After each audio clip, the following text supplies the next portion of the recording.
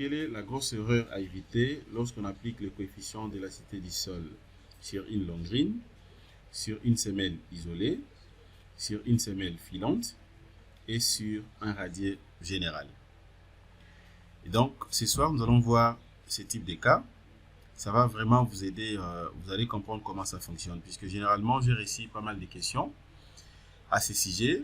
Il y a des confrères ingénieurs ainsi que les architectes qui me posent presque la même question. Comment appliquer correctement les coefficients d'élasticité du sol sur la longrine, ou bien sur une semelle isolée, semelle filante, et aussi sur un radier général. Alors, avant d'aller dans le vif du sujet, je voulais premièrement vous expliquer un cas ici. Je suis très découragé d'une situation qui m'est arrivée sur notre chaîne YouTube d'un confrère. Ok. Alors, je ne sais pas si il me connaît très bien, puisque je suis un homme juste et correct. C'était, je crois, il y a quelques jours passés, j'ai reçu un message.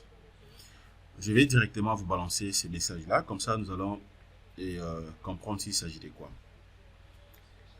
Vous allez voir ensemble avec moi. Voilà. Regardez le message en question. J'ai reçu un message d'un confrère au nom de M. Dorcas Dinoakou. C'était donc le 3, je crois que c'était le 3 juin.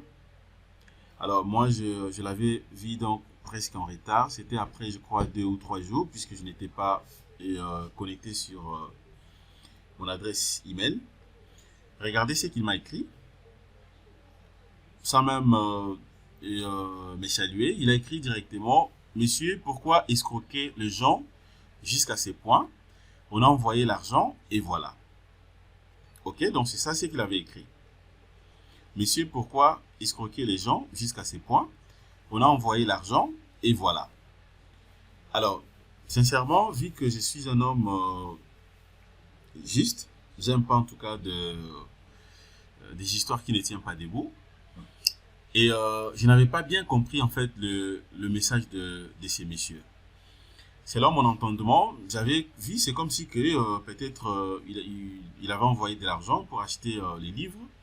Comme vous le savez très bien, il y a des livres que je mets à votre disposition, notamment les livres de Robot Structural Analysis, partie réduction sur matériaux et béton armé. Vous avez aussi partie métallique ainsi qu'en bois, et d'autres types de livres que je publie, selon bien sûr les éditions. Mais récemment ici, j'avais mis à votre disposition un livre de Robot Structural Analysis, partie réduction sur matériaux et béton armé, qui est déjà donc à votre disposition. C'est juste question de commander et puis voilà, j'imprime et je remets les livres aux propriétaires, comme je le fais avec plusieurs personnes. Alors, généralement, si vous voulez peut-être acheter les livres, ce qu'on fait, c'est quoi? Vous m'écrivez d'abord inbox par le numéro que vous voyez ici. Donc, je mets mes coordonnées un peu partout là. Vous avez déjà, je sais très bien que mes coordonnées. Le numéro WhatsApp, c'est les 89 578 57 57. Le numéro des contacts, tout simplement, les 82 085 12 51. Ce sont mes coordonnées personnelles. Et mon adresse email, c'est jansinkunga, nk@gmail.com. Alors, quand le monsieur m'a écrit ce message, eh ben, je ne comprenais pas s'il s'agissait de quoi en fait. Puisque déjà, je n'avais pas reçu ni le message WhatsApp, ni un appel. Comme vous le savez très bien, si par contre que tu veux acheter un livre, l'idéal c'est qu'on fait c'est quoi? Vous êtes censé d'abord d'écrire soit via WhatsApp, ou carrément vous m'appelez directement pour me dire que non monsieur, je vais acheter des livres, voilà, je m'appelle telle personne, tout là. Alors, quand il m'a écrit comme ça, j'étais obligé de répliquer. Regardez le premier message que j'avais écrit. Bonjour chers confrères, je viens de lire votre message avec beaucoup de regrets, car vous parlez d'escroquerie à une situation que j'ignore. Exactement, puisque j'ignore la situation. Pour bien expliciter les problèmes, voici mes 2 numéros de téléphone opérationnels. Si vous pouvez m'appeler par appel, soit via le WhatsApp, s'il vous plaît. Je le sais, mes deux coordonnées ici. Le deuxième message, et après, je crois, 2 ou 3 jours, il n'y avait pas une suite. Alors, je me suis dit, c'est beaucoup plus important que je puisse anticiper. J'ai envoyé encore le deuxième message. Regardez le deuxième message que j'avais écrit. Cher Dorcas, vous aviez envoyé l'argent pour les livres de Robot Structural Analysis. J'ai posé la question pour me préciser si réellement il s'agissait de quoi, des livres. Et puis de 2, j'ai encore écrit, tu peux nous laisser tes coordonnées, soit numéro de téléphone pour entrer en contact, puis te servir s'il vous plaît. Il n'y avait pas une suite. Et après, je crois quelques jours passés également, eh ben, j'ai écrit encore pour la 3e fois. Bonsoir mon frère, j'attends ton retour s'il vous plaît. J'ai déjà donc relancé presque 3 messages, mais je n'ai pas une suite à ce sujet. Je n'ai pas une suite à ce sujet. Alors, raison pour laquelle je me suis dit, c'est beaucoup plus important pour moi pendant cette formation, excusez-moi, de dire ça clairement. Si au moins notre confrère aura la possibilité de suivre cette vidéo, eh ben, c'est juste question de m'écrire inbox. Monsieur Dorcas, écrivez-moi inbox. Comme ça, on aura la possibilité d'échanger sur ces points. Puisque jusqu'au moment où jusqu'au moment où je suis en train de faire ces vidéos, cette formation en fait, j'ignore ce que vous avez écrit. Ok? Et donc, voilà ce que j'allais premièrement vous dire. Et puis de 2, comprenez déjà que tout ce que nous sommes en train de mettre à votre disposition, je le fais avec un grand cœur. Je le fais avec un cœur d'amour. Je le fais avec un cœur d'amour. Pourquoi? Puisque les formations que je mets à votre disposition, comme vous le savez très bien, sous d'autres cieux, ce sont des formations payantes. Sous d'autres cieux, c'est vraiment payant. Mais moi, je fais de mon mieux pour partager ma connaissance, mettre ça à la portée de tout le monde, gratuitement. Gratuitement. Et il y a des livres que j'ai déjà établis. Ce sont des livres purement professionnels, où il y a d'autres types de projets, où il y a d'autres artistes que je ne mets pas ici pendant les formations que je mets sur YouTube. Et donc, si vous voulez peut-être devenir un expert en calcul des structures, devenir un expert dans les différents types de modélisation, devenir un expert en pont et chaussée, devenir un expert, voire même dans le devis et tout ce qui va avec, d'une manière globale, donc en génie civil, eh bien, vous êtes censé au moins d'approfondir votre connaissance. Alors, si vous voulez avoir les livres, vous avez mes coordonnées, écrivez-moi inbox, soit via Gmail, c'est là où j'aurai donc la possibilité de vous aider sans problème. Voilà, je crois que cela est dit. Alors, je vais continuer la formation ensemble avec vous.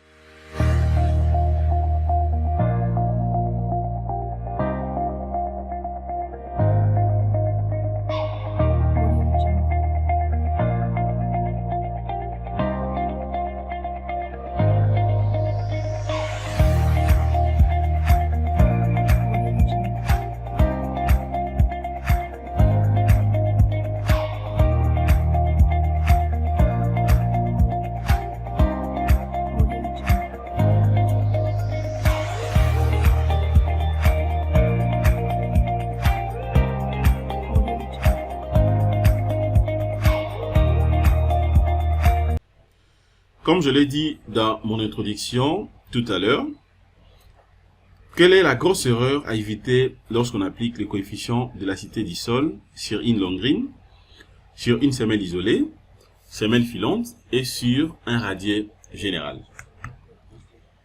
Alors, avant d'expliquer s'il s'agit de quoi, je vais d'abord vous montrer un petit document. Nous allons lire ensemble avec vous. Ok? Voilà. Lisons. Calculer les coefficients K, équivalent pour un sol en couche, procédant comme suit. Premièrement, définissez des paramètres de stratification successives du sol dans la table. Les stratifications des sols consécutifs seront présentées de façon schématique.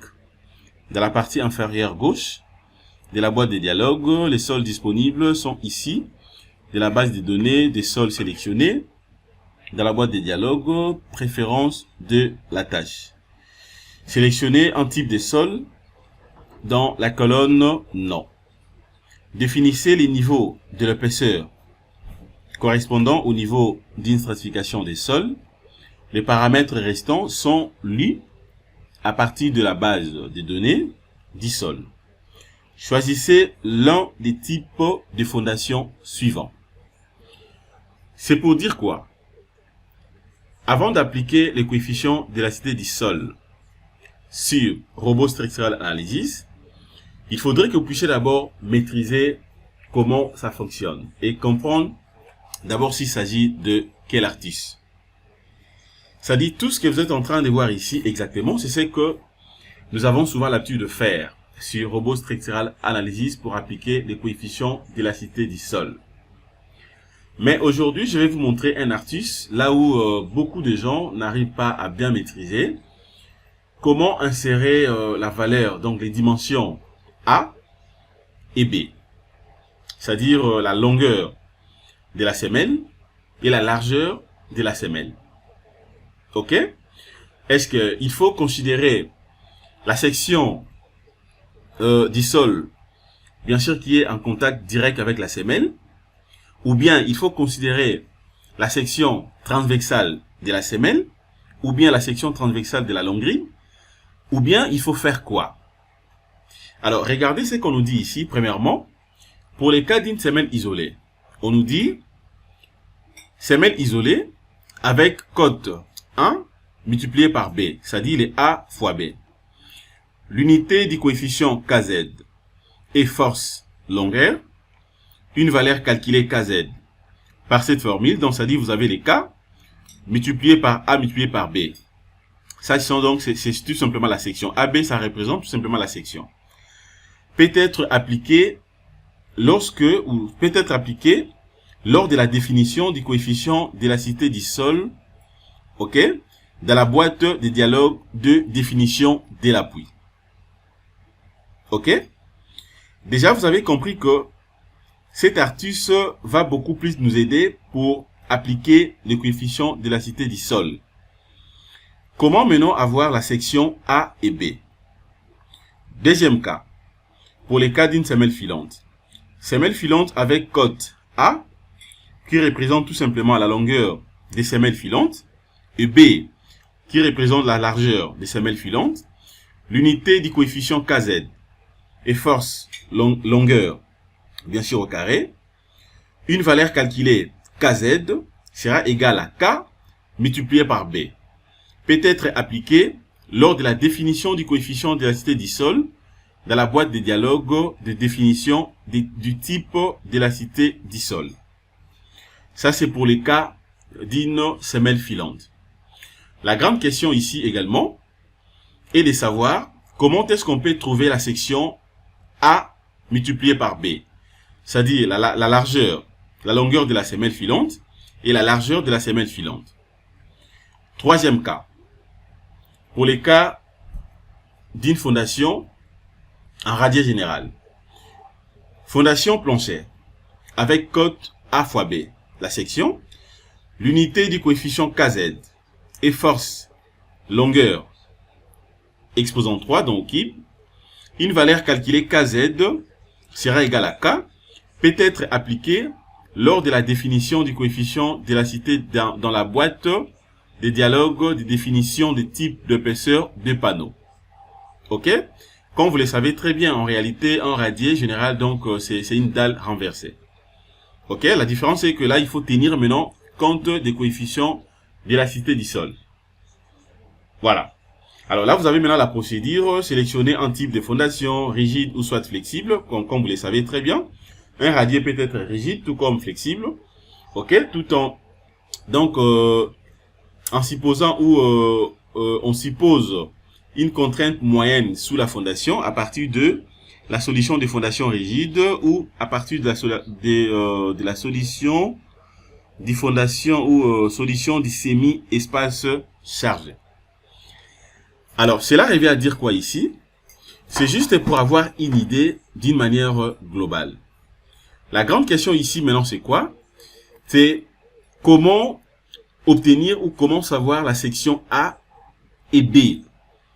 Lorsqu'on veut appliquer les coefficients d'élasticité du sol sur une longrine, sur une semelle isolée, sur une semelle filante et sur un radier général.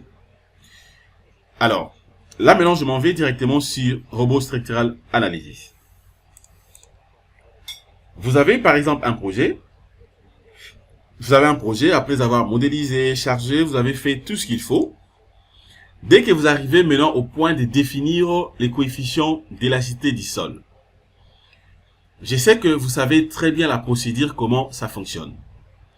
Ou carrément, je peux encore une fois de plus vous montrer rapidement comment on utilise ce genre d'artus. Je vais rentrer rapidement au niveau du projet. Ok, là je vais patienter rapidement. Voilà. Je prends par exemple le projet qu'on a devant cet écran. Ce projet par exemple.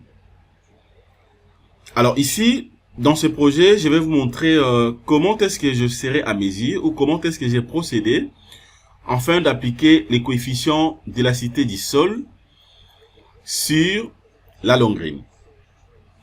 Et puis, je vais vous montrer comment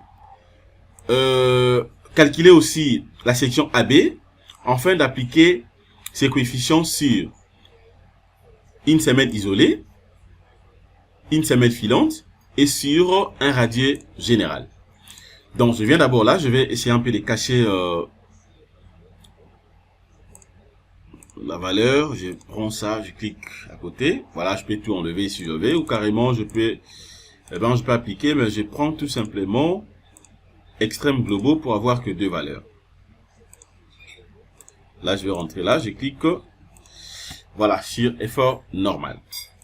Alors, déjà, vous voyez très bien que dans ce projet, le coefficient d'élasticité du sol a été déjà pris en compte au niveau de la longrine. Alors, supposons que moi, je vais l'appliquer. OK? Je vais d'abord sélectionner la longrine rapidement, juste pour vous montrer. Je ne vais pas appliquer, mais vous allez comprendre comment ça fonctionne. Bon, je viens là, je vais prendre d'abord la sélection spéciale et par couleur. Je clique sur attribut. Et là, maintenant, je vais chercher la longrine. Je prends la longrine avec sa section de 30 x 40. Déjà, comprenez que la section de 30 x 40, c'est pas celle que je vais considérer pour remplacer la valeur de A et la valeur de B. La valeur de A, je peux prendre sa partie d'ici. Déjà, je vois que la valeur de A, ça sera donc tout simplement la base. Et la base ici est de 30 cm. Donc la valeur de A ici, ça sera de 30 cm. Ok, donc je vais prendre ça donc en mètres, ça sera 0,30. Je prends d'abord ça comme ça. Une fois c'est sélectionné, maintenant, si je vais appliquer les coefficients d'élasticité du sol à ce qui me concerne ici, eh bien, je suis obligé de faire quoi? Par exemple, je vais faire simple, je ne vais pas aller de l'autre côté, je fais ça simple aussi longtemps que je ne vais pas l'appliquer. C'est juste pour vous montrer comment ça fonctionne. Voilà, je peux venir là par exemple, je prends, bon, je fais ça exprès, hein, juste pour vous montrer comment ça fonctionne. Voilà, je clique à côté. Je viens par exemple ici, je clique sur paramètres d'élasticité du sol. Supposons que je vais appliquer, je vais utiliser une valeur que moi je vais calculer par exemple. Je clique sur coefficient d'élasticité du sol. Je vais patienter. Ok. Dès que je clique ici, la première des choses à faire c'est quoi? Je suis d'abord obligé de définir le différents types de sols. C'est comme on a dit ici, hein. C'est tel que mentionné ici. Ok? Choisissez de paramètres des stratifications successives du sol. Dans la table premièrement, les stratifications des sols consécutives seront donc présentées de façon schématique. C'est tel que présenté ici. Je vais rentrer là rapidement. Voilà. Supposons que ici je vais choisir les différentes couches du sol. je me dis ici, première, je prends sable et grave lâche. Deuxième, je vais travailler avec sable et grave moyenne. Troisième, je prends sable et grave compact. Sable et grave compact. Voilà, je prends les trois. Et là, vous venez, vous définissez aussi les différentes épaisseurs. Je prends là peut-être, je me dis, bon, je prends même 2.5. Ok, je prends 2.5, il n'y a pas de souci. Je clique ici, voilà. Maintenant, la grande question, comment obtenir les A et le B? Déjà, il faut comprendre que les A que vous voyez ici, déjà, charge estimée de la fondation, vous le savez très bien qu'il faut maintenant tenir compte de plusieurs paramètres. Vous avez par exemple déjà le PP, les poids propres de la longrine. Ok, vous calculez aussi le poids des murs. Ok, vous multipliez par la masse volumique et tout ce qui va avec, ça vous donnera directement la charge estimée de la fondation. De l'autre côté ici, les dimensions A et B, les A, ça représente tout simplement, pour les cas de la longrine, ça représente la base de la longrine. Pour les cas de la longrine, ça représente la base de la longrine. Je reprends. Pour les cas de la longrine, ça représente la base de la longrine. C'est-à-dire, si par exemple que je vais dimensionner, je vais appliquer les coefficients d'élasticité du sol au niveau de la longrine, étant donné que ma section est de 30 x 40, la base est de 30, c'est-à-dire qu'ici, j'aurai une section de 0.30. Ça sera donc 1 mètre. Donc les A ici, ça sera 0.30. Maintenant, comment je vais trouver le B? Le B, ça ne sera pas la hauteur de la longrine. Si vous prenez par exemple par rapport à mon cas ici, j'ai une section de 30 x 40. Si je me dis que le B, c'est la hauteur de la longrine, ça dit ça sera 0.40, c'est-à-dire que je me trompe. Ça, c'est une erreur. C'est une grande erreur. Le B représente tout simplement quoi? Le B représente la surface totale ou la surface de contact avec la longrine. Autrement dit, c'est donc la longueur développée de la surface de contact avec la longrine. Je ne sais pas si ça casse. Donc, c'est-à-dire quoi? À ce qui me concerne ici, si je vais trouver maintenant la valeur de B, je suis obligé d'avoir la longueur totale, donc la longueur de développer dans le L2, la longueur totale des longrines. Donc je vais prendre cette portée, plus l'autre portée, plus ça, je prends les tout. Puisque la longueur totale des longrines sera égale aussi à la longueur de la surface de contact. Bien sûr au niveau du sol. C'est-à-dire qu'une fois que je fais donc je cumule toutes ces portées, ça me donne par exemple la longueur de, je prends un exemple, la longueur de 150 mètres. C'est ce que je vais mettre ici. Ok? C'est ce que je vais mettre ici. Je vais considérer comme la longueur de la surface de contact de la longrine vers le sol. Ou des surfaces de contact du sol. Des 150 mètres. C'est ce que je vais considérer. Ça, c'est pour les cas de la longrine. Alors, si je vais aussi peut-être, par exemple, appliquer ça au niveau justement de la semelle isolée, eh ben, je ferai tout simplement la même chose. Je ferai la même chose. Donc, je vais prendre d'abord les A comme étant la base de la semelle isolée. Et puis maintenant, la surface de contact ici, avec les sols, je vais prendre maintenant la longueur totale de la semelle isolée. C'est ce que je vais mettre ici. Idem aussi pour la semelle filante. Je ferai la même chose. Je prends sa base. Si ma base ici pour la semelle filante, j'ai une base je prends un exemple, d'1 mètre. Donc je vais mettre ici 1 mètre, donc ça sera 1 puisque c'est 1 mètre. Ça sera 1 mètre. Et puis maintenant je vais cumuler mes différentes longueurs de la semelle filante. Si au finish, je trouve la longueur totale de 200 mètres par exemple, eh ben, je mets là 200 mètres comme la longueur totale des surfaces de contact. Vous voyez? Maintenant, si par contre je vais appliquer les coefficients d'élasticité du sol sur un radier général, pour les cas d'un radier, étant donné que la surface de contact d'un radier, eh ben, ça sera nécessairement aussi la même surface des radiers, c'est-à-dire que ici maintenant je serai obligé de prendre la section des radiers. Si je calcule un radier, par exemple, je vais prendre un exemple, de 180 mètres fois 200 mètres. Et donc, les A ici, je vais prendre, ça sera 180 mètres. Et le B ici, j'aurai donc le 200 mètres. C'est-à-dire que la surface des radiers sera égale à la surface totale ou la surface des contacts du sol. Ça sera également 200. Et donc, je crois que je suis assez clair. Donc, voilà ce que j'allais vous montrer concernant cet Artus, puisque j'ai réussi pas mal de questions par rapport à ça. Et si vraiment vous allez trouver peut-être des vidéos ou je sais pas des formations qu'on a postées et sur les chaînes YouTube, comprenez que c'est comme ça que ça fonctionne. Alors même si vous regardez très bien dans ces petits documents que je vous ai montrés ici, c'est justement pour expliquer comment trouver les A et comment trouver le B.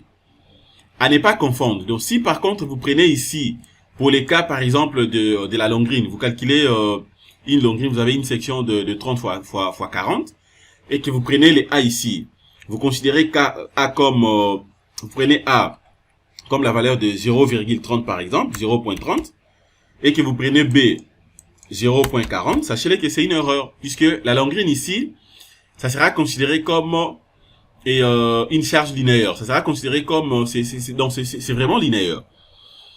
Donc il faut cumuler en fait la longueur totale pour avoir la valeur de B.